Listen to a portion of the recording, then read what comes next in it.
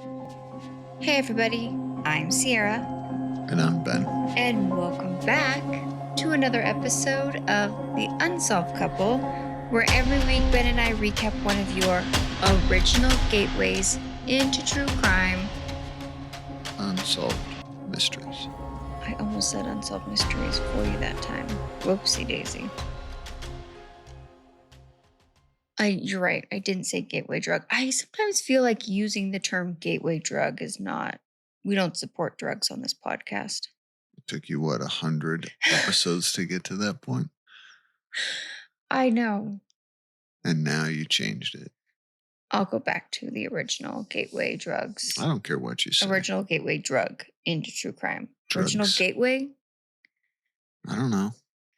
But everything is always the gateway drug, right? Weed is the gateway drug to like crack cocaine. It was going to escalate from a little bit of marijuana to like shooting up heroin. That's what I was told in the DARE program. I heard, and I have not researched this at all, that the DARE program was actually a multi-level marketing. Are you freaking kidding me? I'm not telling we you. into another I'm not telling you that this is a conspiracy. theory? I'm telling you that this was a financial scheme that took advantage of local law enforcement guys. That they like made money off signing up to be a part of the DARE program, like a multi-level marketing company or pyramid scheme. And then they got money off recruiting other officers to also go out and do it. I thought the schools reached out to local law enforcement, but I guess the officers that signed up to be like DARE officers had to pay to be DARE officers. And then they made money off of like getting more officers to come in. And if you remember from The Office, who explains it to Michael what a pyramid scheme is? Jim does. From my understanding, the DARE program was actually a pyramid scheme that happened to take advantage of local law enforcement. What is that line from? Toy Story? Toy Story. What is? Season 5. You guys. We made it. We've made it. We've arrived. At this point, the podcast is going to skyrocket and we're going to be on. Netflix is calling any day now to offer us a spot on their new podcast streaming service. Great question. But also, they're going to be bringing back the Unsolved Mysteries reboot, and we're going to be the host of it. They're going to put you in a trench coat, and I am going to have a sparkly trench coat, and we are going to walk down spooky streets with fog. No, I would not. You would not want to be the Robert Stack of the new. Nope. What is that from? Batman Lego movie. Golly. Oh, good gravy. We're already off the rails. Okay. First off, please make sure to follow the Unsolved Couple on social media. We are Unsolved Couple Pod. We are on Instagram and we are on TikTok. We also have a Facebook discussion group called Unsolved Couple Pod discussion group. You can also email us at unsolvedcouplepod@gmail.com for any questions and or thoughts, I guess, you might have. Or if you want to reach out to us for, I don't know, you want to sponsor the show, cool beans. You're saying it like if you want to reach out for a chitty chat. If you just want to chat, you can tell, I always love talking to people. If you met me at CrimeCon, you probably already know that. And then, leave us a 5-star rating and review wherever you listen. We will keep reading our 5-star reviews here on the podcast. And if you have any fun comments or positive comments, or witty comments, please leave them on Spotify. In the episode, there is a spot where you can leave comments. And last little piece of housekeeping, if you want to listen to the Unsolved Couple ad-free, as of right now, there is one option to do that, and it is through, I believe, our streaming service, Spreaker, down below in the episode notes. You can click join a membership. It's $4 a month, $1 an episode. 50 cents for every 30 minutes basically listened, and you get access to ad-free episodes. I am also planning on launching a pre-order merch for my Unsolved Couple Pod sweatshirt that I wore at CrimeCon. I've had a few people reach out to me and ask if they can order them. And yes, I will make them available, and they will probably be just to order, and then I'll ship them directly to you. So look for that coming soon. Oh, I've had requests I'm for looking. hoodies, crew necks. So I think that's what I'm going to start with. Crop tops. No, they're crop top sweatshirts. Yeah. Crop top hoodies. Yeah. No, that won't be. That's only available to men who have hairy bellies, and then we'll take pictures and post that. Then you can have a crop top sweatshirt. And in fact, I'll just give it to you for free. There you go. Okay, actually today, because my life has been on steroids for 2 weeks, Ben is actually taking 2 of our 3 stories on this episode. What did you think of the kickoff of season 5? That was all right. What did you think? I don't know. I had mixed thoughts about it here and there. When I first watched it, I hated it. And then I was like, I mean, I just hate this show, period. But, what did you think? I thought the story that I'm covering is very intriguing. I think it's very unsolved mystery-esque, I guess would be a good way to put it. That one is the most kind of crazy. Yeah. And then we have UFO. I'm over the UFO stories. Oh, that's shocking to everybody. Everyone is shocked by that. Ben doesn't care for UFO stories. I can't figure my computer out right now. Ben's got to get his notes, and he can't figure out how to type on his computer. I cannot. I am having a rough go. Are you good? Are you with us? Maybe. I don't know. Am I? I don't know. Are we here? Okay. Am I supposed to go now? Yep. You are kicking off the episode. Have you been stalling for me while I get my notes? I've been trying to give you grace while you found your notes. All right. We're going to start with the UFO story. Are you ready? Always. All right. This one is the UFO story. It takes place in New York, Hudson River Valley. It's about 40 miles north of the big city, Manhattan. All right. I love you, Manhattan. Hearts, hearts, hearts. I know. New York City's one of my favorite places. It was a fun city to visit. I would never live there. I know. It's a great place to visit. And I know that there's a term for this, but every once in a while, when I've traveled to places, the moment I get there, I have this sense that it's home to me. That place is not home. And New York City felt that way to me. The moment we landed and I got off the airplane into the taxi, I felt home in New York City. And so that city has my heart. I know it does. All right. I thought this was interesting because Robert Stack comes in and he talks about the area that these places have been supposedly seeing UFO sightings. And it's pretty much to try to tell us like, hey, we should take this. I don't know. He's trying to like give credence to it. He says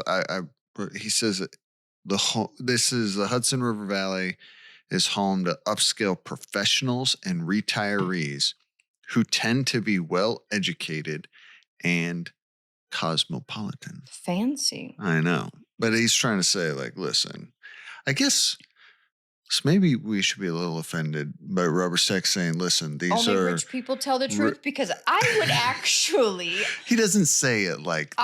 I would actually, Robert Stack at this point, that some of the most dishonest people I know are the wealthiest people that I know. He says between 1983 and 1989, supposedly 5,000 residents have claimed to see some type of UFO. He also tells us that these stories have already supposedly been, what's the word I'm looking for? Dismissed. Debunked, thank you. Because some stunt pilots came out and said that they performed it and that they were the ones that did it.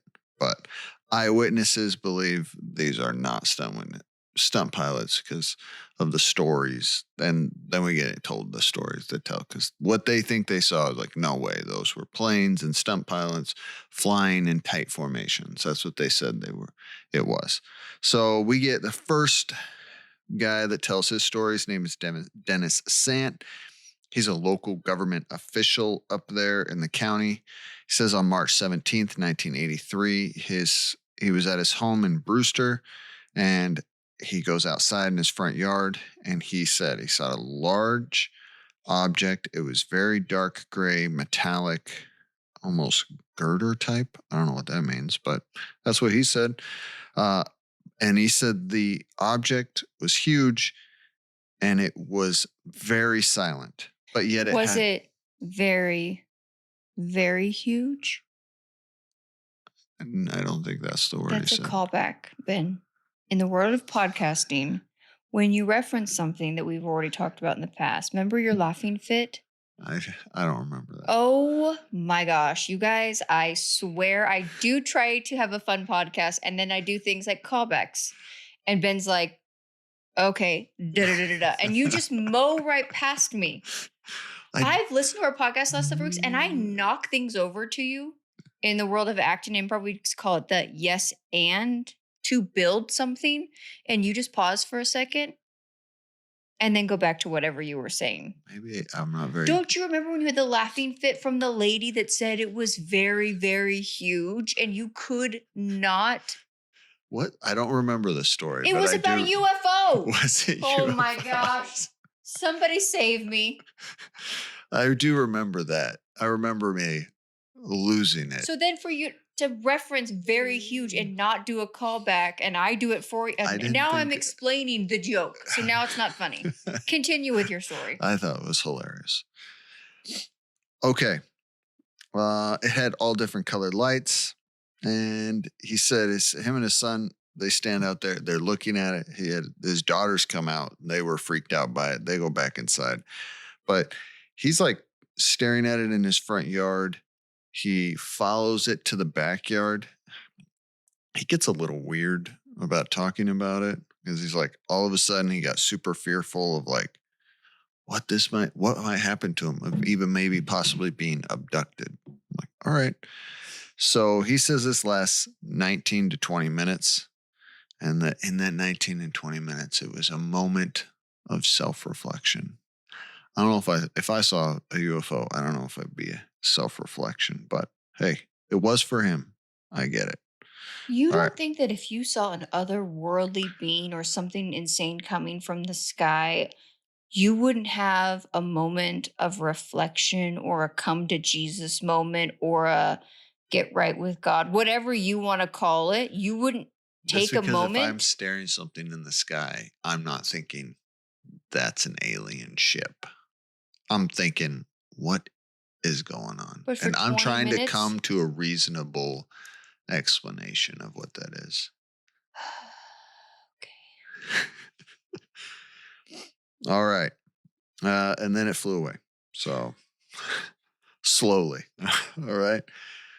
So Robert Stack tells us it flies away. It even like stopped traffic on the I-84, and there was multiple people that they saw it.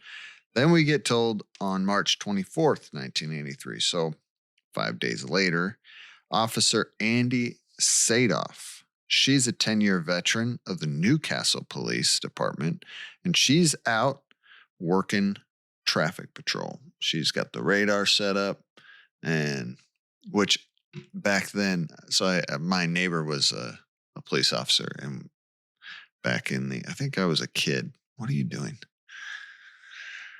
You look like you're taking pictures over there. You know how I feel about that. I don't know what I lost my train of thought. All right, March 24th. You were talking about radar and your neighbor as a police officer. Oh yeah, like the old school radar. They would have to like set it up on the I'm sorry. I don't know how to silence that stuff.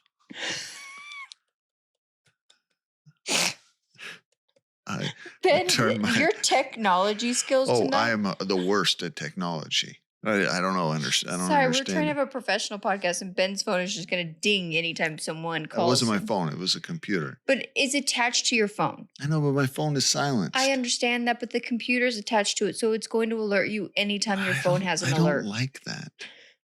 I don't like it. Continue with your story. Your neighbor was a police officer. Oh, the old radar. They'd have to set it up on the hood of the car, and it was this big old thing. Anyways, that's all I got. She was working traffic. She saw the lights in the sky coming east to west. She said they were mostly white and green lights because Dennis said they were multicolored lights. But it starts moving. She freaks out. And then she says, like, she stuck her head out the window. It was right over her patrol car. And She said it was making absolutely no sound. It was silent. So, and it was huge, and she couldn't hear anything coming from it. So just at that time, someone else calls on the radio and it's like, is anyone seeing this? And she's like, yeah, I am. So they try to like follow it, and it goes over some hills and they lose it. All right. Then we get computer engineer Ed Burns. He worked for IBM. And that same night, March 24th, he's driving home. He's 10 miles north of where Officer Sadoff had seen this thing. Not too long after they lose it, he supposedly sees this. He says he got a lot of static on his radio, which was weird for him, and then looks up and he sees this big craft. He explains it was triangular chevron shaped. And the back of it was as large as a football field. And he says it definitely was one solid piece because not multiple planes. All right. And again, same thing. There was no noise. It was making zero noise, no humming, no engine sounds. So he said he felt so close to it that he could throw a rock at it. He pulls off the road, and there's a bunch of other motorists there just staring at this thing in amazement. So he's like talking to one of them. They're all just standing there. There's probably, I think, 20 other motorists, and they're all looking at the same thing, trying to figure out what it is. So I said Officer Sadoff saw it. 12 other people then saw it. 10 minutes later, all those 20 motorists saw it. That was near Millwood. 10 minutes later, phones started ringing off the hook in Yorktown. And Officer Kevin Soravilla, he sees the lights. He says it was extremely large. It was 300 to 400 yards wide. Officer Wolf, they're standing outside like the police department, staring at the same thing. And their stories don't match up. Officer Wolf says, yeah, I saw it, but to me, it looked like multiple planes flying together. And he said he could hear humming and sounds. Officer Saravilla was like, absolutely not. It was one large object, multiple lights, and he didn't hear anything. So, two people standing in the same spot looking at the same thing with two different stories. Two different experiences. I know, but eyewitness testimony, it's really hard. Yeah, absolutely. Because we all rationalize things differently. Mm-hmm. So we get an air traffic controller. He's been an air traffic controller for 10 years up there. And he says, he's like, well, the first time, he goes, actually, yes, there is some stunt pilots that fly in tight formation. And he said for the first time he ever saw that, it looked like a large object. And he even said probably a football field wide flying to get, he goes, it looks like one object in itself, but it actually, as he looked at it and then saw it and saw them land and do all the things, he's like, yeah, it definitely was stunt pilots flying together. But he does say, he goes, but if you saw that, even from 1,000 feet, you should have, he goes, the sound of the engines would have been very distinct. You would have heard them. So all these people saying, listen, we didn't hear anything. That's, that is weird. So then we actually get home video. That was taken on the night of July 24th, 1984. So that's a year later. And that's in Brewster, New York by Bob Pozzoli. You see the video, you see it. It does. It's these lights together, flying, moving together. It looks like one solid object. And then there's a second video, kind of the same thing, a bunch of lights flying in formation, moving together, but you can hear, he even states in the video, he can hear the sounds of the engine. And then we get a UFO expert, and he says, listen, the night of Bob's first video, where it definitely is silent, it definitely looks like a UFO.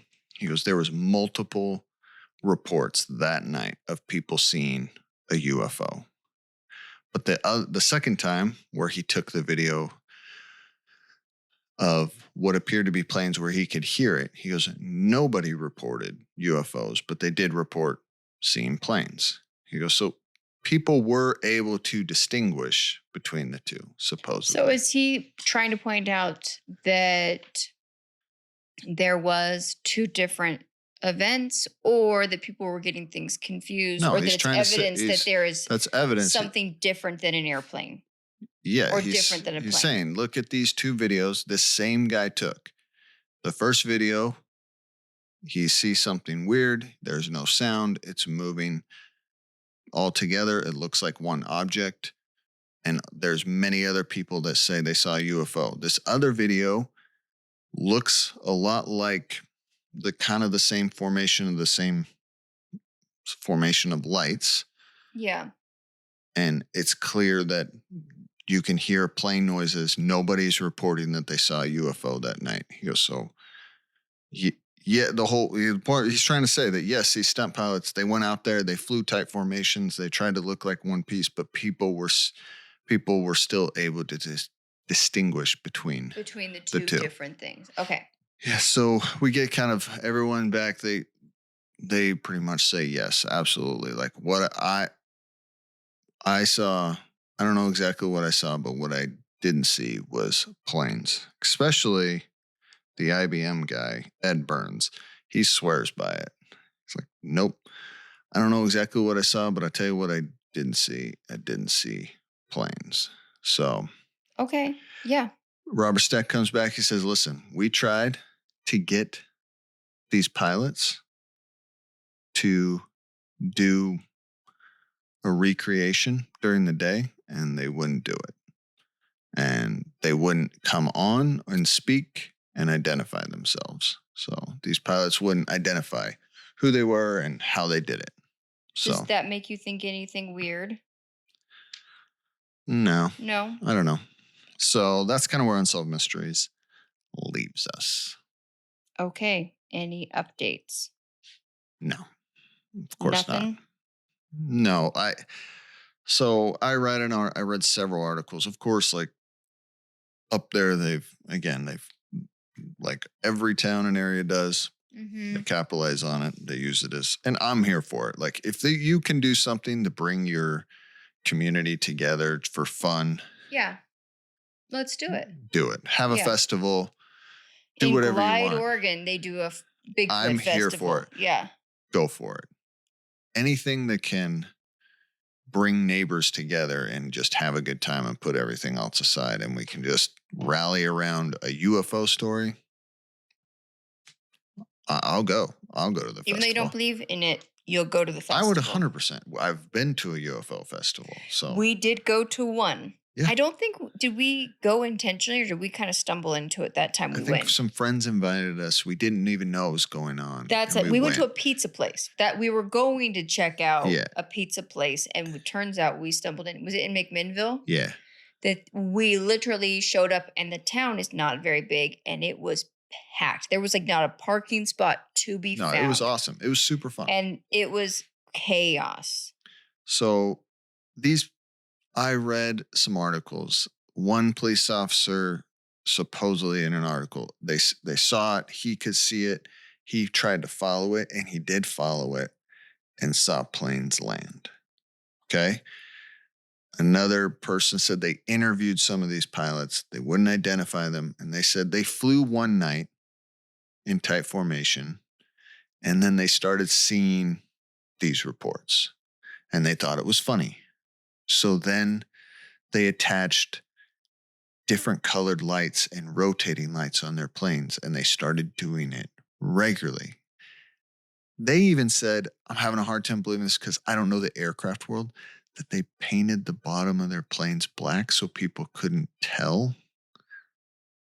It was an old article. So they leaned into this. So they're like the crop circles of New York City. And they called their group the Martians, like these pilots. But they've never been, no one's ever like done an interview on. I couldn't find legitimate since who then. they like were. The crop circle guys eventually came out, or at least their kid. There wasn't one of their sons. It was like, yeah, my dad did this. I don't remember. I thought remember. It was them. It might have been them. Yeah. But no one has ever come out and been like, yes, I was a part of this group in my 20s or whatever, and we did these things. No one's ever, I guess, gone on record sharing their story in their time. Yeah. And it appears. Can you attach stuff to planes and be flying around in airspace? Robert Stack says the reason these guys wouldn't recreate it and do it for Unsolved Mysteries is because they admitted to them, and that's why they wouldn't be identified. What some of the things they were doing was against FAA regulations. The FAA regulations are insane. Yes. Yeah.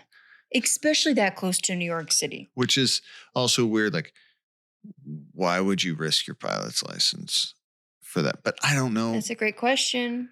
Yeah. You know a handful of pilots. But here's the thing. At the end of the day, it is true that pilots were flying in tight formation with lights because people at least said they saw it and they heard the planes. Yeah. So is it possible that people did see it and at times they heard it and at other times they just didn't hear it? Yeah, it is. Do I think it's UFO? No, I don't. Because it's kind of the same thing. This phenomenon blew up, then it just went away. And it all happened at the same time. Pilots were flying in formation. Yeah, I don't know. But here's the thing. I did think the story, especially of Ed Burns, for a guy to see something, and he swears by it. But then not just that, what he's seeing is so spectacular that it has caused 20 people to stop on the side of the road. Yeah. Not just him, but a bunch of people. Can you imagine us driving down we live out kind of in the country, but people commute here. Can you imagine us driving down one of these kind of side roads and seeing something in the sky so much, not only that we pull over, but that multiple people pull over to stop and look? Yeah, I wouldn't stop. I know you wouldn't. Dude, we were the witness of a man on a bicycle getting hit by a car in the middle of one of the busiest intersections in Tucson, Arizona. I stopped. We stopped. Yeah. I got out, called 911, and started directing traffic because people were almost driving over a man. Almost got hit. Yes. Trying to help this guy. I think 2 other cars eventually stopped. And we were standing in the middle of an intersection under bright lights as human beings. No, but and people didn't stop. So that's my thing, is like, how insane would something in the sky have to be for people to actually pull over and observe this together? Yeah, but some people are weird and they pull over and observe weird things. On the way out, if you take Highway 86 out of Tucson, heading to Ajo. Well, people in Ajo are. No, I'm not talking about, you're way far away from Ajo. I'm just saying you're heading that way. What's that weird town down at the border? Not Ajo. Where you saw the weird dressed person up on the mountaintop. Oh, that's Arivaca. Arivaca. That town is weird. Yeah, it's crazy. It's a weird town. But there is a saguaro with a bird's nest. And it's supposedly some crazy bird. I don't know. I'm not kidding. Every day? Well, it only nests there at certain times of the year. But when it's there, there's like 20 cars. And all these weird people with cameras taking pictures of the thing. They're just bird watchers. That's not weird. It is to me. Now I'm intrigued. I want to go take a picture. I want to see this. Nope. I'm just saying, I'm not even the most observant person as far as that goes. It still would take a lot for me to even get out of my vehicle. I agree. And And that's why I say that story, I was intrigued by him and that story. I know it would take next to nothing for you to get out of your vehicle, but I'd have to see something pretty incredible to get out of to pull over and witness something in the sky. I don't know. Okay. That's your UFO story. Very I already interesting. It know how actually you feel I about it. mean, yeah, of course, I believe It it. was aliens. It was aliens, Of course. obviously. It According to always Sierra, is it was little aliens, green and the men, government has and the covered it up. government is covering it up. Yeah. The government probably came up with Well, that actually, I story. watched the movie Close Encounters of the Third Kind. Steven Spielberg, one of his first movies from the 1970s. I knew that was coming up. I knew you were going to reference that. Government cover-up. Yeah. You know what? It was probably. I bet it was Steven Spielberg letting us know what actually happens in the real world because he's connected up there. They probably started the DARE program to get us away from this UFO story. No, that because was all a if government. That was the case, they should have leaned more conspiracy. heavily into the drugs and been like, it was just drugs. So the government would have wanted us to take more drugs, not say no to drugs. Did you take your DARE pledge in high school? What do you remember? What year, give or take, you went through the DARE program? The DARE fifth, sixth grade, maybe early on. I think it was like I don't remember, and I don't remember really. Did you even do the DARE program? Probably not. Oh, you were one of those kids. Yeah, I was a bad kid. Apparently, I'm going to tell you about a missing person case. I will be honest. I had never heard of this case before, which is kind of crazy to me. Are you kidding me? I'm dead serious. I had never heard of it before. I've heard about it. I have studied this case for years. Gosh, you guys, Ben is such a liar. So this is the story of Tammy Lynn Leppert. Okay, Leppert. It actually sounds like you're saying leopard, but it's not. It's Leppert. She was, and I always feel weird saying this, but this is a direct quote. An uncommonly beautiful child. That feels weird to me. And I think all kids are beautiful, but anyways, we're going to get into it. It'll make sense. She entered, and I will say her mother entered her because at the age of 4, she didn't have the ability to make this choice on her own, was entered into her first beauty contest. And by the age of 16, she had competed in more than 300 contests and had won the crown 280 times. So do you have your phone on you real quick? I want you to do this math for me. All right. 4 years old to 16. Let's time out. So that's 12 years. 12 years, 300 beauty pageants. 25 a year. That's 2 a month, over 2 a month. That's insane. Yeah, a lot. Yeah, that's a lot. Okay, put a pin in that. Her mother, Linda Curtis, I found some stuff on her, was born May 5th, 1941. And was That's her mother. Mm-hmm. Okay. Was a former beauty queen herself. She was also Tammy's agent and was the owner and operator of the Galaxy Model Workshops, also known as Galaxy Productions. It was rumored that Linda was a really bad con woman who called herself a theatrical modeling agent. Okay. This is all new stuff because this was not on Unsolved Mysteries because they interview the mom. I wrote you a script. Would you like me to read my script or do you want I'm just saying. So that's what I'm asking. Like, this is all stuff you found out about her. Yeah. I debated on whether to mix in the stuff that I found whilst telling you the story. I think it's important. Because I'm going to say, I agree. I'm going to say up front, I do not believe that Linda had anything to do with her daughter going missing. However, the victimology around her daughter, I think Linda had a very hefty hand in.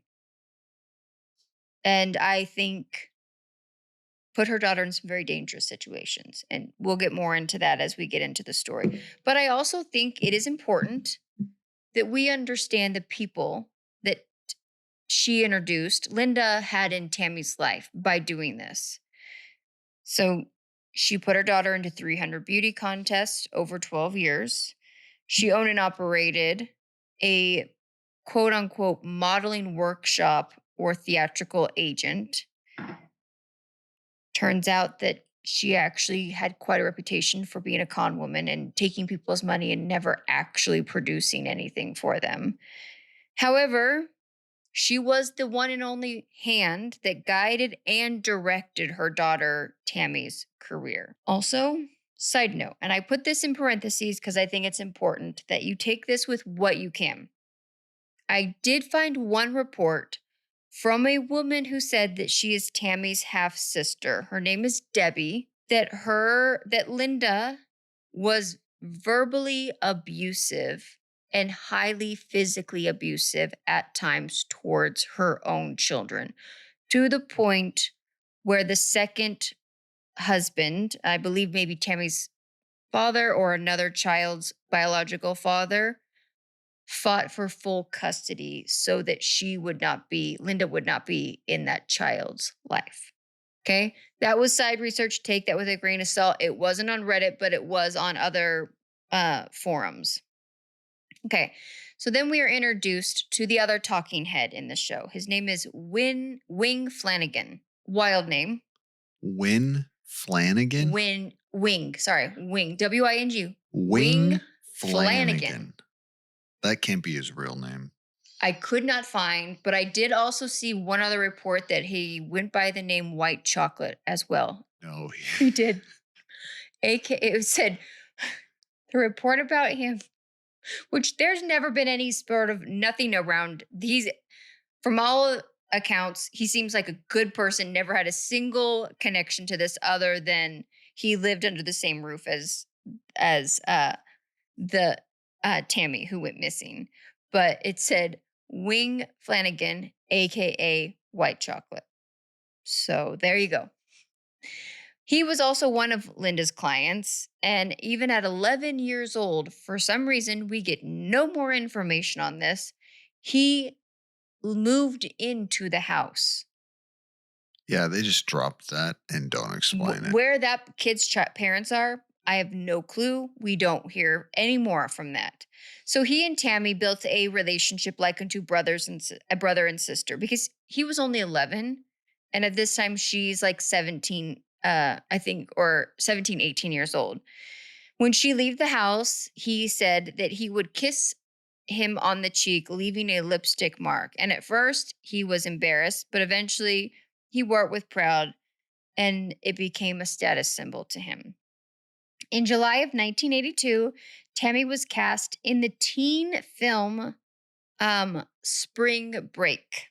I have not seen that movie. It seems like a basic early rendition of American Pie. It's teenagers on spring break being crazy, which would go on to earn nearly $25 million at the box office. After the movie was filmed, she went to an unchaperoned, out of town, weekend-long party. And this is where the trouble starts, you guys. Yes. Yeah. No, immediately no, as a parent.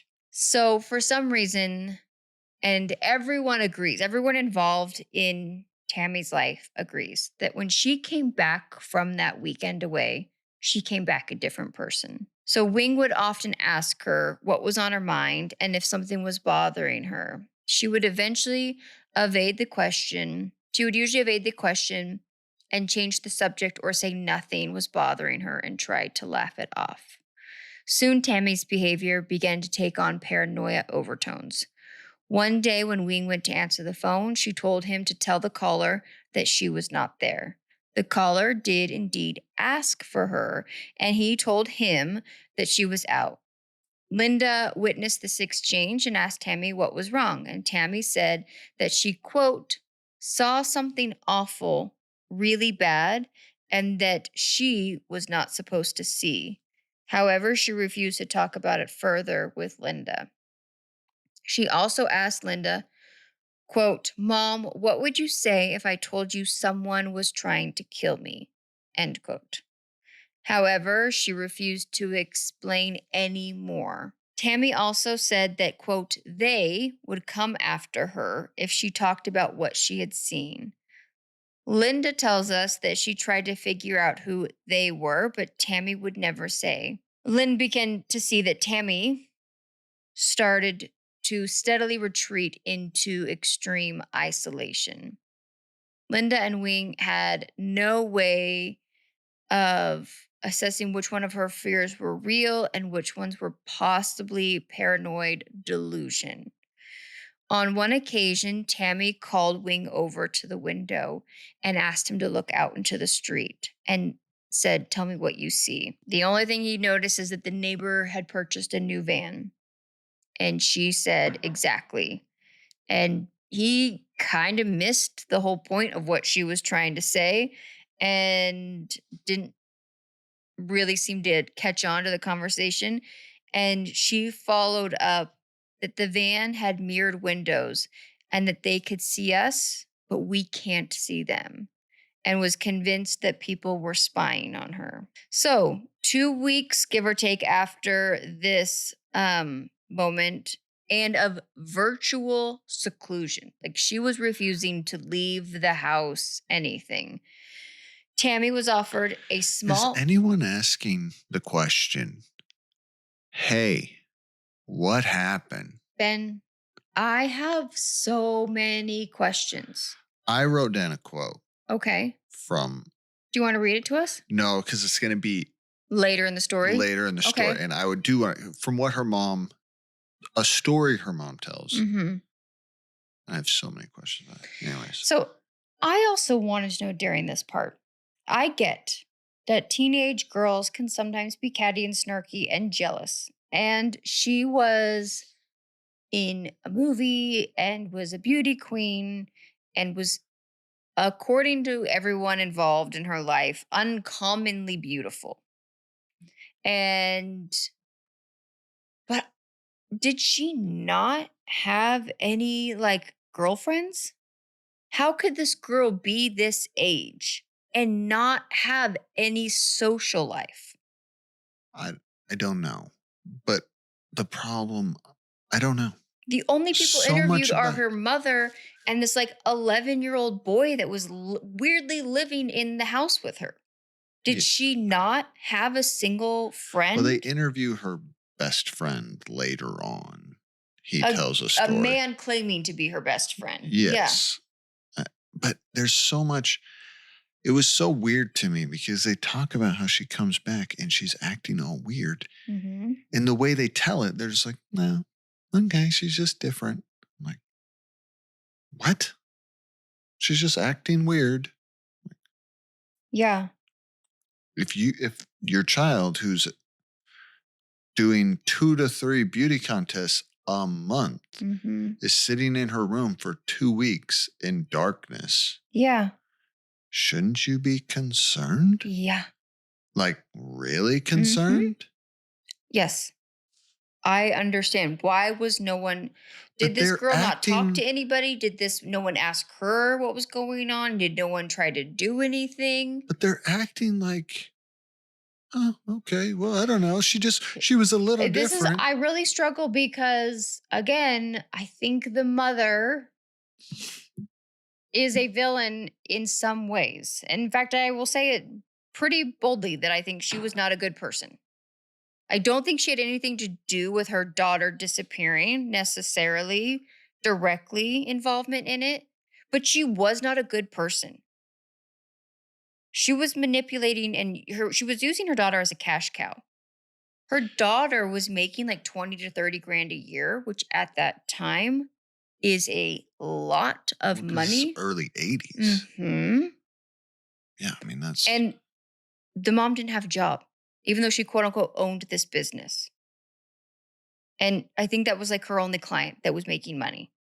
Because that's, from my understanding, a talent agency makes like almost like a commission. I find you talent and then I get paid off of what their booking fees or whatever. And again, I don't work in this world, so I have no clue. That's my understanding of it.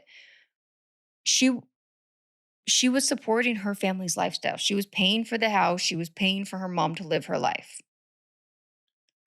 I know. I just... Yeah. There's so much. It makes me sad to think that this girl was sitting in her room isolated and no one cared to ask her what was going on. And they don't, I don't know. Yeah. It just was it was really weird how they were Yeah, because telling we're this actually going to find out here in story. a while that there's one person that actually suggests something to be done, and he has almost no connection to her. So that's what I'm getting into. She was actually offered a part in the Al Pacino film Scarface, which, from my understanding, is a huge film still to this day. Yeah, Scarface is a I've never big deal. seen the movie, but I found the clip that she's in. Apparently, she's in a blue bikini and she has to walk up to a guy in a car and like distract him when when some chainsaw scene is about to happen. She's literally only on screen for several seconds, a kind of a blink if you miss her, but it was a fairly big extra quote unquote feature because at the time she's like the only person on the screen with one other actor, which is a big deal for if you're an extra. So the shoot was happening in Miami and it was March of 1983. And she, quote unquote, stayed with a family friend, a man named Walter Lebautwitz. And everything was seemingly going well until the fourth day of filming when she had a full on mental breakdown on set to the point where they shut the scene down for to get her off scene. There was a scene where someone was supposed to be shot and we're going to have artificial blood splurting out of them. When she watched the scene, she started having a hysterical crying fit. It got so bad that they shut things down and took her back to a actor's trailer to get her to calm down. The casting director called Walter to inform him of the breakdown, and he immediately went to find Tammy in the trailer to check on her. According to him, she was in a tremendous state of fear and anxiety. She was hysterical. She was crying. She was muttering something about money laundering and also that people were going to kill her, and she did not know where to hide where she could be safe. He had no clue what had caused this great fear in her. So, this man, who I don't know really anything about, had an 18-year-old girl staying in his house with him, takes her to the movie set. She has this breakdown. The director calls him, he calls Linda and expresses to Linda that it is very important that Tammy seek medical professional help, that something is clearly wrong with her state of mind and that she needs to also speak with law enforcement. If something is making her in fear of her life, maybe she can talk to law enforcement and get some understanding, but that also she needs immediate medical attention. He'd hoped that by doing this that they could discover if there was something psychological going on or if there was an actual crime that she had witnessed or something had happened and people were trying to kill her. So Tammy full on quits the film, which could have been seen as the biggest break of her career, and goes back home. So, according to Linda, Tammy did talk to a local sheriff, but apparently never mentioned that she felt in fear of her life, never mentioned any paranoia, never mentioned about anything to do with money laundering, nothing. So she was able to speak to someone and then mentioned nothing, which is weird and makes no sense. So eventually, she started to even have paranoia around her family and became convinced that someone was trying to poison her. She refused to drink or eat anything from an open container, and on occasions would make Wing take a piece of her food to test it to see if it was poisoned. She would also only eat from other people's plates. Wing recalled that there were good days and bad days where Tammy was almost normal, and then there were other days that she just was always on edge. Linda said that Tammy's personality began to change drastically as if she was a completely different person. And then she began to take on even a different look. She would have like a wild, scared look in her eyes. And again, told people repeatedly that she was convinced that someone was trying to kill her. So, July 1st, 1983, Tammy finally has a full on snapping moment. While Wing was reading on the couch, she accused him of looking at her funny. He denied it. She runs outside, and from my understanding, like runs outside, has like an almost like overwhelming fear moment, and turns around to go back inside. But the front door had closed behind her, and she discovered that it was locked. At least she believed it was locked. So she begins to bang on it, demanding to be let in. And within seconds, no one had opened the door. So she full on takes a baseball bat and smashes the front window of the house. At this moment, Wing comes out and opens the door and is like, "What are you doing?" She attacks him. She begins to hit him repeatedly with her hands while screaming and yelling. And he said that she just looked crazy, did not look like herself. So Linda comes downstairs and like grabs Tammy by the shoulders and starts saying, "It's your mother. I love you." And like said it repeatedly over and over again until she quote unquote snapped out of it. Linda says she was able to handle the incident, but was unsure if she'd be able to handle the next one. So Tammy is then admitted into the local county medical health center for a physical and psych evaluation. I have no evidence or no record that I could find of any psychological testing that was done. Yeah, I don't know if you're going to be able to find those records. I I said they held her for 72 It hours, said they only right? held her for 72 hours and they found no evidence of drug or alcohol in her system. If they were willing to say that they'd held her and that they found no evidence of that, I think that was the they mom. only did I think the that was the mom observation. I don't telling know if Unsolved they Mysteries. actually like did a full psych evaluation, if you could do one in 72 hours. And Well, this is according to all. what I found in other reports was that they just observed her for a 72-hour evaluation, more for like concern of self-harm than Maybe. and then tested her for drugs and alcohol, see if they could explain her behavior. I mean, I'd like to point out there was no evidence of drug or alcohol in her system. She was also not known to be a party girl. So you can kind of rule that out as, I mean, we are in Florida in the 80s. Drug and alcohol use was a big thing at the time. So Tammy returns home and she asks her mom to promise her that, quote, if anything ever happens to her, to get even with the person on her behalf. That's the quote I wrote down. Okay. And it was the whole thing. Because this is Linda.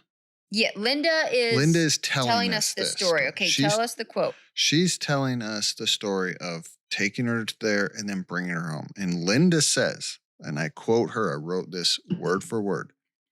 After we took her home, she said, "You've got to make me a promise." I said, if I can. She says, "Mom, if anything happens to me, anything at all, I want you to get even with that person for me. Would you please?" I said, "What do you think is going to happen?" Tammy, what do you think is going to happen, Tammy? She said, "I know you don't want to hear this, but he's still going to try and kill me." That's what the mom tells us. She, Do you know what the mom never asks? who he is? Yeah, I know. If your child Mm-hmm. comes to you and says, "He's trying to kill me," the first thing you ask is, That who? interaction caught me off guard in a weird way, like she knew. That's what I'm saying. When she told that story, that stuck out to me the first time. I was like, That's Like weird. Linda. The way she tells it, and then the way She tells it like, Linda, you know who I am talking about. Or okay, for first off, your child is telling you someone's trying to kill her. Mm-hmm. And instead of saying who, you say, what do you think is going to happen, Tammy? That's the question you ask. That's not what reasonable people ask. I agree. So I don't. And when you say to someone, he's going to do something, you usually only say that to someone who knows who the he is. That's what I'm saying. That story was so strange to me, and nothing the mom is telling us makes sense. I agree, 100%. So that incident happened on July 1st. July 5th, so only a few days later, she's one day released from the hospital. She goes out with her best friend, Rick Adams, who is interviewed on Unsolved Mysteries. The only reason we know he's her quote best friend is because he tells us that. And I'm not saying that to throw shade at him. It's just weird to me that this girl at this age didn't have a group of girlfriends that she hung out with, or who I feel like at that time, as a teenager, your teenage friends know like more about you than your parents do. And no one is speaking for this girl from that circle of age groups. So she had also, according to Rick, previously told him that someone was trying to kill her. On this day, she told him that she had, quote, seen something she shouldn't have seen, but would not elaborate. The two went to a church and prayed. While there, she cried uncontrollably for several minutes. Then took her home, and they made plans to go to church again the next afternoon. She mentioned to him that she loved him and that she might be going away for a while. However, she did not say where she was going. According to Linda, the next day, July 6th, 1983, was a normal day. She believed that Tammy was trying to show her that she was okay. And that morning, and this timeline is according to Unsolved Mysteries. I found this timeline refuted in a few other places, but we'll get into that at the end of this. Tammy left to go out with a friend named Keith Roberts. Just keep that name in mind. As she left, Linda said that she got frightened as she watched Tammy leave. And for some reason, she had a feeling it would be the last time she would ever see Tammy. Okay, Linda. And then you just continued to let your daughter get in the car with a man? What? Nothing about what the mom does makes sense. No. So now we get Keith's story. According to him, he picks her up from her home and they'd planned to go to the beach. At some point during the drive, they got involved into a verbal argument and she asked to be let out at a parking lot of Glass Bank building in downtown Cocoa Beach. He complied, dropping her off along road A1A at approximately 3 p.m. And this is where I'm confused on this timeline. He claims that he picked her up at 11 and at some point during the drive, they got into an argument and 3 o'clock is the drop-off time. That's They've 4 been driving hours. around for 4 hours. And Cocoa Beach, I looked it up from her house. I think it's like a 20-something minute drive. Maybe they hung out at the beach for a while. I don't know. So why didn't he ever say that? He never goes into detail about what happened during that 4-hour period. Doesn't say where they went, nothing. He drops her off and at around 3 o'clock and on that day, July 6th, approximately 5 miles from her house, carrying no purse or identification, though she had taken it with her that day. Sometimes later that afternoon, she called her aunt, Cocoa Beach costume shop 3 times, leaving urgent messages for her. She said she was calling from a nearby location.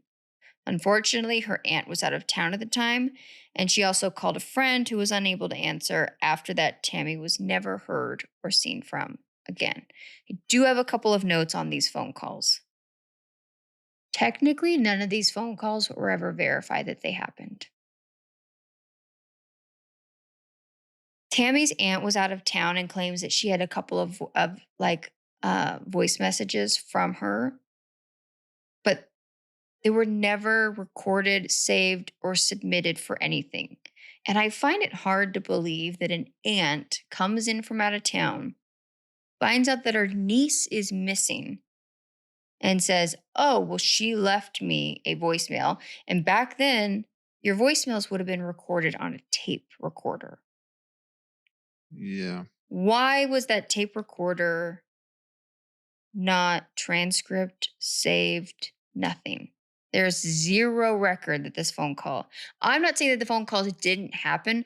What I'm saying is that we actually don't know if on that day after what's his butt, Keith, dropped her off with no purse or identification, Or shoes. that actually ended up not being true. That was a false thing that Unsolved Mysteries reported, that she didn't have shoes on. And I Okay. think it was more because the actress didn't have shoes on in the reenactment. Because And this so was like then that weird. theory kind of like got out It there. was weird.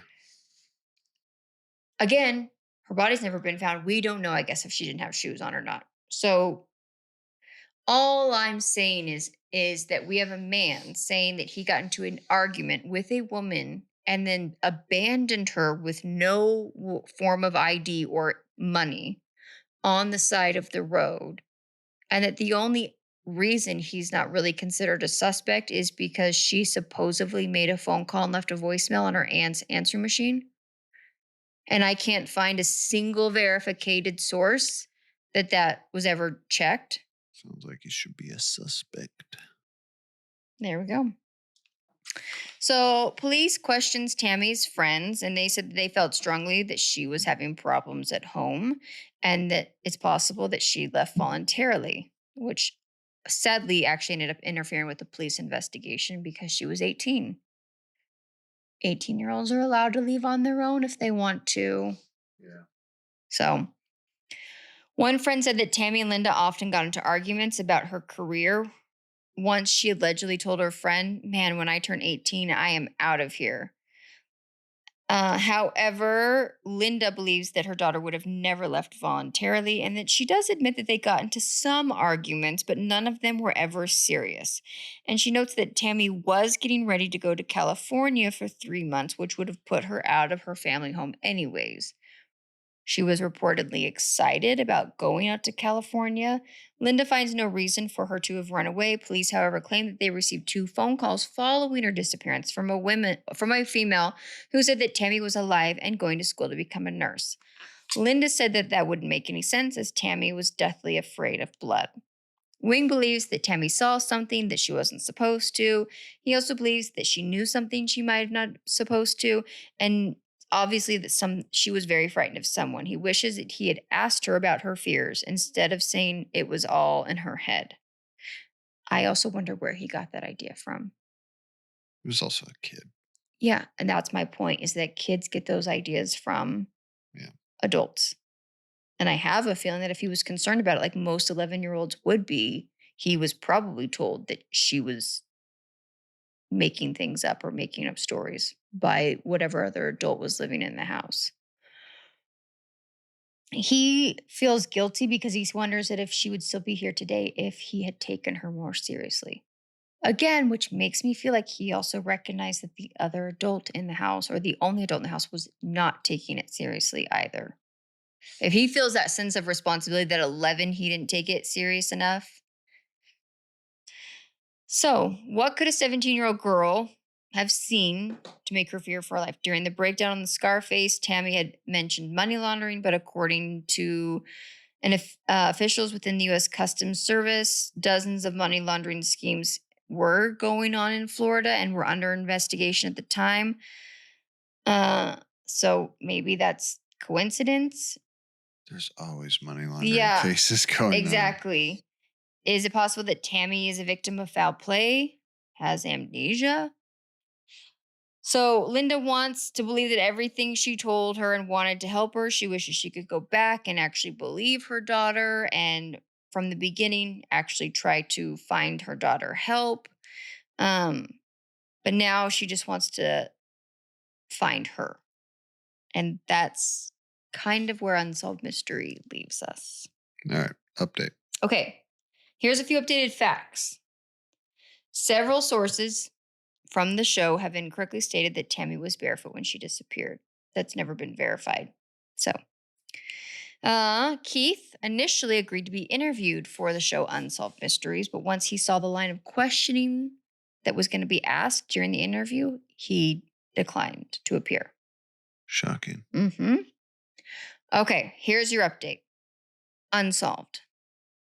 So, Linda did pass away in October of 1995, so only several years later, at the age of 44, without ever knowing what happened to her daughter. Her oldest sister, or her older sister, is still searching for her. She has a Facebook page where she posts all of the missing person information as well as like age progressed photos. Wait, Tammy's older sister? Mm-hmm. She had a sister. Yeah. Again, she had a few siblings. None of them were interviewed on Unsolved Mysteries. Okay. And draw that conclusion of what you will. So, a few unconfirmed things that I found online. And anyone would find them if they looked into this. I did see in one post that Keith was actually her cousin. And I also saw in a few places that he had or had tried to have some kind of relationship with her. It's also reported that her mother had told police that Tammy had once mentioned that she was afraid that he would kill her at some point. Okay, so that's Keith for you. That was the best friend? No, the boy that picked her up on the day that she went missing. Okay. Tammy's older sister, Suzanne, has publicly stated that Tammy was in fact pregnant 3 months, but the father was unknown. Okay? Again, Twist. That's a twist. Plot twist. So those were things that I saw repeatedly online, but I couldn't confirm any of them, obviously, because the police did no. I will say there was no investigation. There's no body, so we can't. There's no body, that. and there is not even an investigation. They assumed that in fact, she went missing on what did I say, like the 7th? July 6th, July 1983. The report was not even filed that she went missing until the 11th. Her mother didn't report her We don't missing? know that. A lot of the times when we've covered these cases, they would call and be told what? Yeah. You gotta wait. Well, and she was an adult. Exactly. And because of the problems that her friends had mentioned at home, she was categorized originally as a runaway, not as a missing person. And the police, from several interviews early on that I read on newspapers, that was what they assumed, that she'd ran away from home and that she'd show up eventually. So there wasn't an investigation really done into this. Okay, here are the theories that I found. The most talked about theory: Tammy suffered some kind of mental health crisis. This opens the possibility that she got to the point where she didn't understand who she was or was able to seek actual help. I think there's a lot of things pointing to that. Her behavior after that party, drugs and or a traumatic experience can open up underlying health issues. I also read on multiple forums people who have loved ones who suffer from schizophrenia and said that Tammy's story is eerily similar to the early warning signs that they saw in their loved ones. Schizophrenia doesn't have an onset until later teen, early 20 years, and often starts with extreme paranoia and delusions. And a lot of them are the same. They're out to get me. A lot of them weirdly involve like money laundering or secret government schemes or different things like that. And in the 80s, schizophrenia was not something I don't think that was on the forefront, especially like of a beautiful young woman to be acting this way. I just don't think people jump to schizophrenia. So that was one of the possibilities, is that something happened to her at this party, which triggered her onset of her schizophrenia. And her paranoia, delusion, and behavior was all symptomatics of that. And that maybe the day that she got let out of the car, she had a full on mental breakdown and slipped into some sort of schizophrenic state. And something happened at that point. Okay, theory number 2. Tammy ran away from home to start a new life. Oddly enough, since we started this podcast, you and I have, I think, had 2 or 3 different stories of missing persons who literally walked away from their life and for 30 something years went on to live a different life. I think we've only had one. I think We've had one from Unsolved Mysteries, but I have talked about, we've had, I think, 3 news breaking ones. One of them was tied back to Unsolved Mysteries, but there's been, I think, 1 or 2 other big cases. You're right. Well, there was. Wasn't there like one in Pennsylvania? I can't remember. Early on when we started it. A news article I read about a lady that was identified, but it wasn't on Unsolved Mysteries. But then we had the Canada guy. The Canada guy, and then we had the other lady just recently who went missing and was discovered 40 something years later. The mom on Christmas Day. Remember, she went shopping on and just like walked away from her family. I think that was the one I was thinking about. Yeah. Before, plus the guy from Canada. Yeah. So that's 3. So is it possible that Tammy did not want to go down the path that her mom is a lot of symptoms of someone who might have been coercive and controlling, manipulative, abusive. There's reports that she was physically abusive, verbally abusive, and was profiting off of her daughter. Did Tammy decide to leave and never look back? Her mom only passed away several years later. That might have even been the final nail. Like, okay, now that she's gone, I can really just leave who I am and never start over again. Or I mean, like never open up that chapter again. At the age she was, she could have gone on to get married, change her name, and never look back. So that's theory number 2. Theory number 3, Keith did something that day. He was never fully looked into. Did he have something to do with her going missing? This is what I've learned about Keith Roberts. He is the last person to have seen Tammy alive. We don't know much about the timeline of that day. I found 2 reports. He picked her up at 11 and then another report that he picked her up at 1. We know he dropped her off about 5 miles from her home in the middle of summer without a purse that she had taken with her that day and has never been recovered. Her mom tried to make contact with him that day. She reported that she called him multiple times and he'd never picked up and never returned any of her phone calls. Mr. Roberts also has a criminal record. He has been arrested for domestic violence, drug charges, and in 2017 was arrested for possession of cocaine and tampering with evidence. He also failed to show up to multiple sit-down interviews with police after Tammy went missing. The 2 times he had spoken with police, it was over the phone. His ex-wife, who he'd married about 2 years after Tammy went missing, has publicly stated that he was physically abusive and beat her on numerous occasions, and stated on several of those occasions that you will, quote, wind up like Tammy. So, that's theory number 3 I read online. Theory number 4, she was the victim of a serial killer. I saw this. Yeah.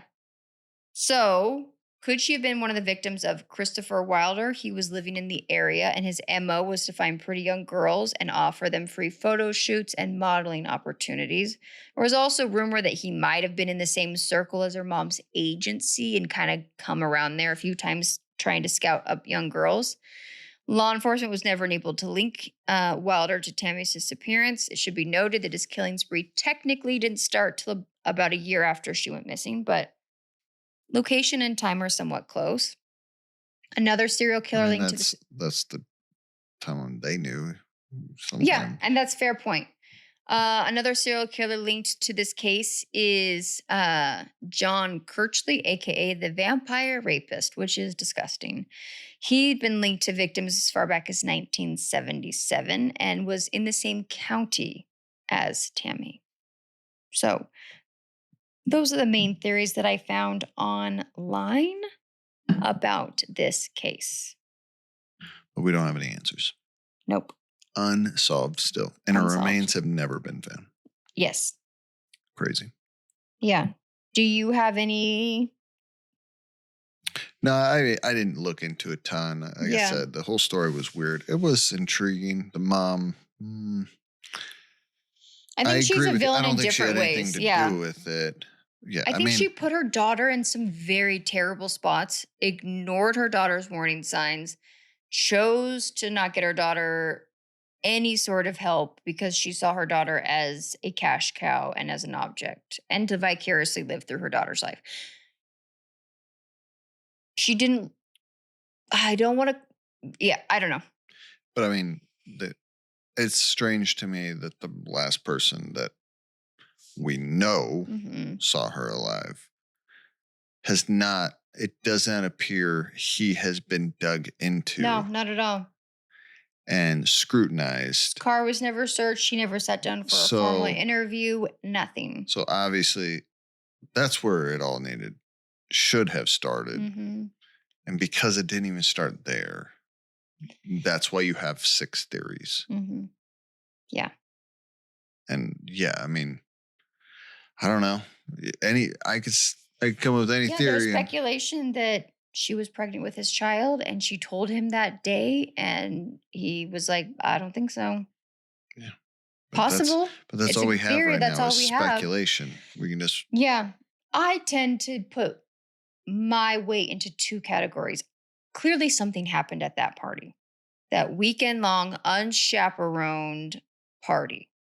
I have a feeling that she was a victim of sexual assault. I think she saw sexual assault happening. I think it's possible that she was drugged.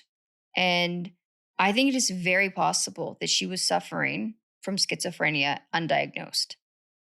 LSD and or the date rape drug could have easily brought on a psychosis that opened up her schizophrenic illness. Compound that with PTSD from being a victim of sexual assault or any sort of. Yes, clearly something terrible. Something happened. To this girl. And that she had an absolute devolvement of her mental state. And could this be a weird incident where she literally was losing her marbles and she got out of the car and just due to that frantic state of mind, hitchhiking was common? Is it possible that in a state of psychosis or in a bad spot, she ended up accidentally meeting with someone who took advantage of a pretty girl and saw an opportunity to do something terrible? Yeah, I think that's very possible. I think it's possible Keith had something to do with it. And I think there is a third small possibility that she left and just never came back. Now, whether she went on to live on the streets and life ended tragically in some way, I don't know. Would I be surprised if in the next several years we find that she wouldn't be that old? She'd be in her 60s. That she's some woman living somewhere with 3 grandkids and just did not like her life and wanted to start over again and wanted to close that chapter. Yeah, I think that could also be a possibility. It breaks my heart. It's a terrible story. It was a sad story. Yeah. All right. You ready to finish out the podcast for us? You still have another story. Why'd you put your laptop away? I didn't. I just have to open it. Okay, open. Your notes are ready. Boom, baby. This one's a sad story too. Good. All right. September 30th, 1991 in Paducah, Kentucky in McCracken County. 6 p.m., a man approaches an airport worker named Wes Weaver. And he's asking him, hey, man, are you a pilot? He's like, no, I'm not a pilot. He's like, is there a pilot around here? Really need to talk to him. He kept saying he was in a bind and he needed to get out. west. He's desperately searching for any type of pilot. He's trying to bum a ride. And Weaver says, listen, man, like, he's like, the guy didn't seem drugged. He didn't seem drunk. He just kind of seemed desperate. And he's got this sweet leather bomber jacket. And he's saying, can I trade this jacket for a ride with somebody? I just need a ride out west. And Weaver's like, listen, man, there's nothing I can do. He keeps harassing him. He's like, listen, I think you just need to leave. He says he kind of hung around the airport. This clearly is a tiny little airport in this little county. And we're not talking about an international airport. This is just this is one of them tiny little airports where the crop duster planes come in and stuff. And So 30 minutes later, Weaver sees him again. He's driving his truck. He sees the guy. He passes him. As he sees him, he's wearing that leather bomber jacket. And as he passes him, he sees he's kind of watching him. He sees him jump over the fence for the airport and just starts running across the field towards the runway. He then has a radio. He calls it in to security. He's like, hey, we got a guy running across. 2 witnesses, a man and his wife, they live really close to this airport. They tell the story. They saw the guy running across the field, and then they lose him on the other side of an airplane. There's a little commuter plane that has been cleared for takeoff at 6:49 p.m. and it's heading to Memphis, Tennessee. They see this plane. It's on the runway or getting ready to be on the runway. They lose sight of him behind the plane. The plane then takes off. And these 2 witnesses say, shortly after the plane takes off, they see something fall from it. They don't know what it is. The wife's like, I think something just fell out of that plane or fell off that plane. I don't think at that time they thought it was a body, but anyway, so security is, mind you, this is all happening. It's not like the witnesses are talking to the airport. The airport has no idea that people saw something fall from this plane. Security is looking for a guy that had run onto the airport that Wes Weaver, the worker, had called in. As they're searching, the security guard sees something. It looks like the fence is damaged. And as he pulls up, there is a body laying on near the fence. Very sad. So I just can't even imagine.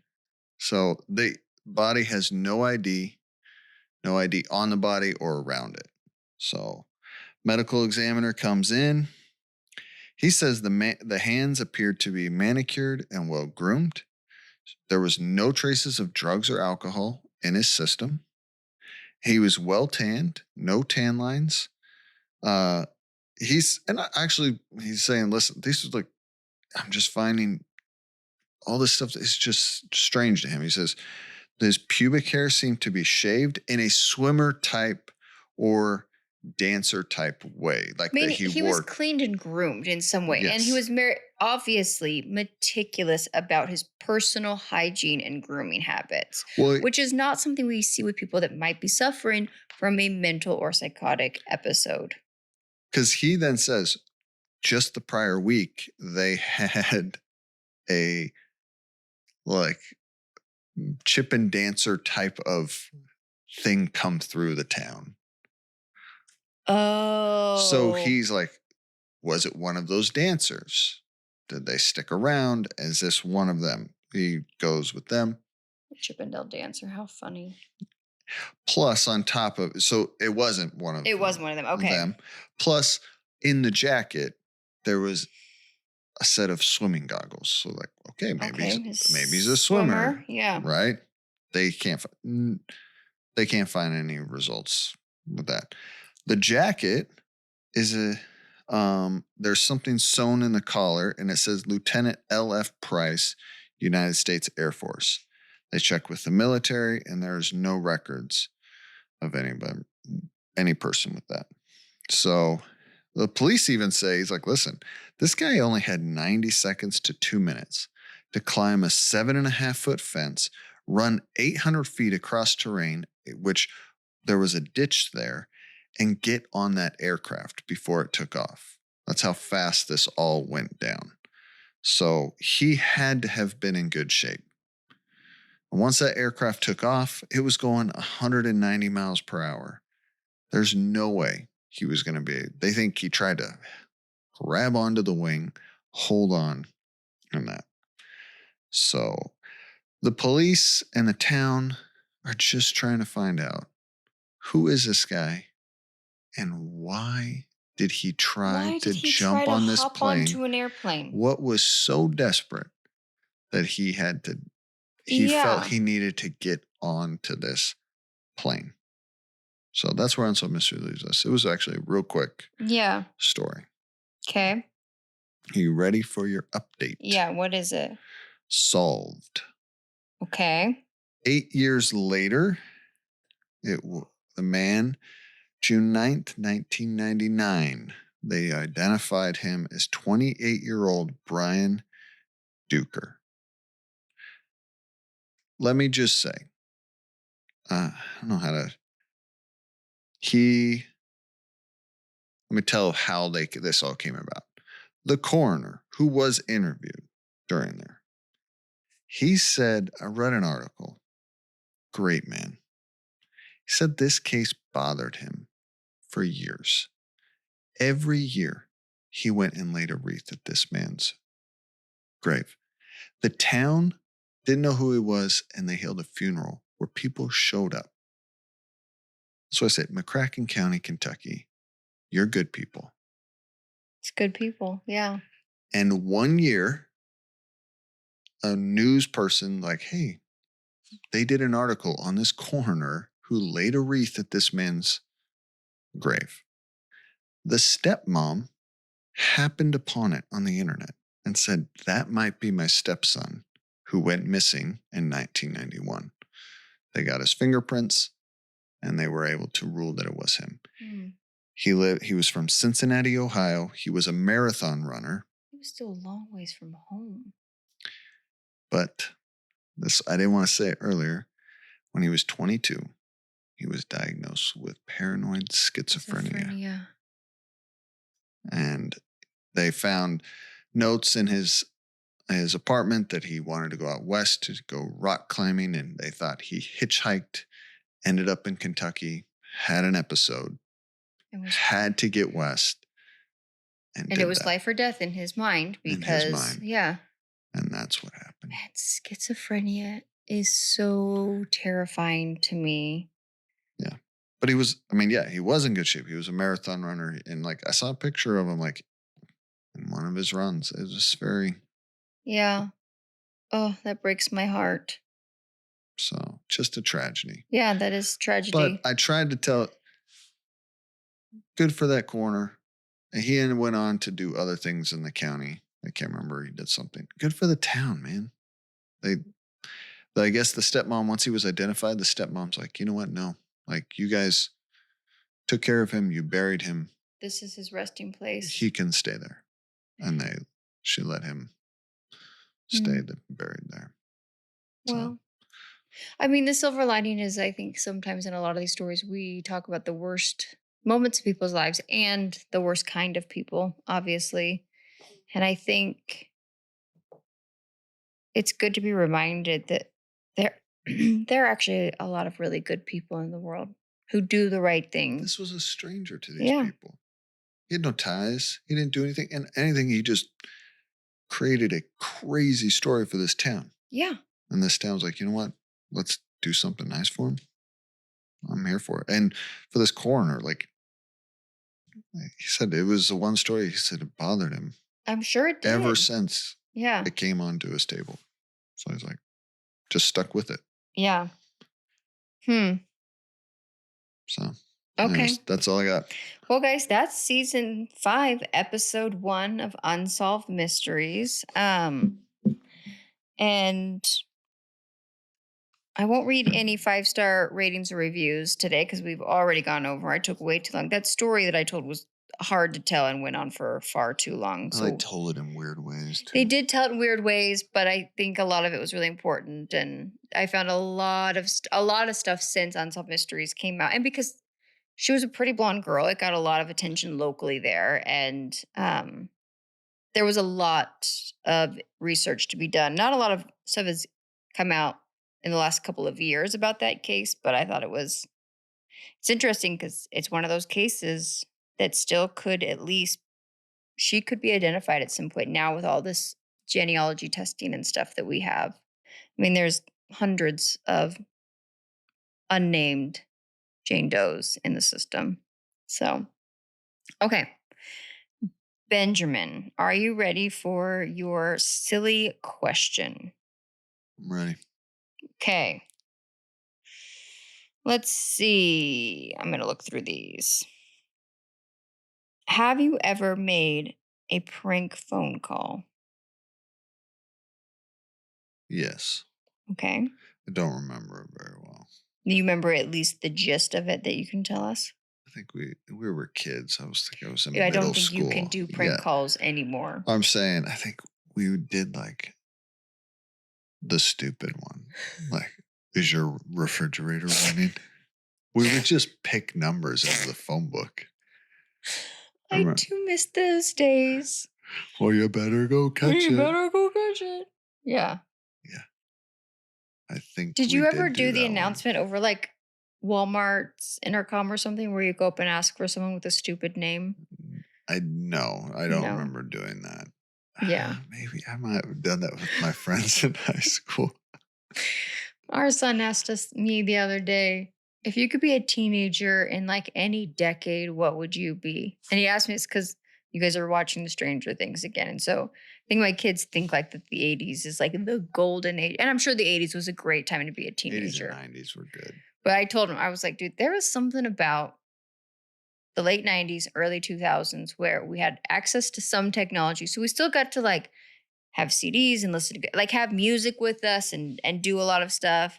We had access to the internet, but not 24/7. But the big thing is that like you still could like use your imagination and get into like a little bit of trouble because not everything was also recorded.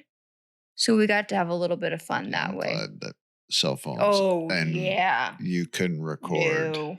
And not even just that, but like I've seen groups of teenagers together and they're all just on the heads down, scrolling with their thumbs. And I'm like, dude, me and my friends in high school had a blast. We were always doing something and we were social and interacting with each other because no one had a phone on them. Yeah, I didn't have a cell phone until I was like 22. Yeah, but there used to be like a code you could enter in. Star 69 was to call a number back, I think. Do you remember those? Like, yeah, star 67 and star 69. Yeah. I can't remember. But I think one of them made it so that your number was blocked. Yeah, but I think one of them was called a number that just called you back. Yeah. And then the other one was to block it. So you could get after some prank calls. And you guys, back in the day, people's phone numbers were just in huge books that were dropped off at your door once a year. Yeah, do you remember that? Like the yellow and white pages showed up at your front door once a year. You'd open the door and be like, oh, here, the phone book is here. Yeah. And you had to file for an unregistered number. Yeah, that's where we got numbers to absolutely. That's where everyone got their phone numbers to prank call. Yeah, you would just pick a number and you call it and say something stupid. Oh, that's awesome. Yeah. Yeah. Did you ever prank call? Yeah. That was a slumber party absolute must. I remember one time we got the private number to the DJ in Eugene, Oregon, the like 104.7. I even remember the name of, and it was like the Duck or something like that. And we got the like unlisted number to the DJ.